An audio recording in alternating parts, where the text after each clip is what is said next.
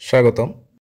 নবম দশম শ্রেণীর শিক্ষার্থীবৃন্দু সাধারণ গণিতের 3.3-এর 20 নম্বর সমস্যাটি সমাধান করব। এখানে উৎপাদক বিশ্লেষণ অর্থাৎ একটা বীজগণিতীয় রাশির উৎপাদক বিশ্লেষণ। এখানে আছে হচ্ছে a³ - 6a² + 12a - 9। তো আমরা এটাকে কিউবের সূত্র অনুযায়ী ভাঙবো। a³ - 3a² × 2 অর্থাৎ 2 এখানে b হিসাবে ধরতে হবে এবং প্লাস 3ab² অর্থাৎ 3a² - b³ তাহলে b হচ্ছে 2, তাহলে 2কে কিউব করলে কিন্তু 8 হয়, কিন্তু আমাদের আছে হচ্ছে -9, তাহলে আমাদের আরেকটা -1 নিতে হবে।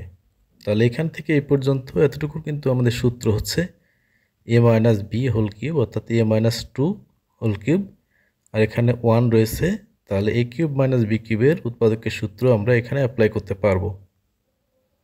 তাহলে এ অর্থ হচ্ছে এখানে a - 2 আর b হচ্ছে 1, তাহলে a - 2 - 1 a - b × a² + ab + b², অর্থাৎ মাইনাসের সূত্রে কিন্তু এখানে দুইটাই প্লাস হবে।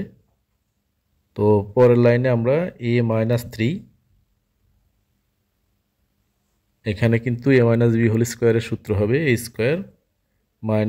2 × 4, একেবারে 4 লিখে ফেললাম আমরা, 4a + 4 অর্থাৎ 2কে স্কোয়ার করলে 4 হয়।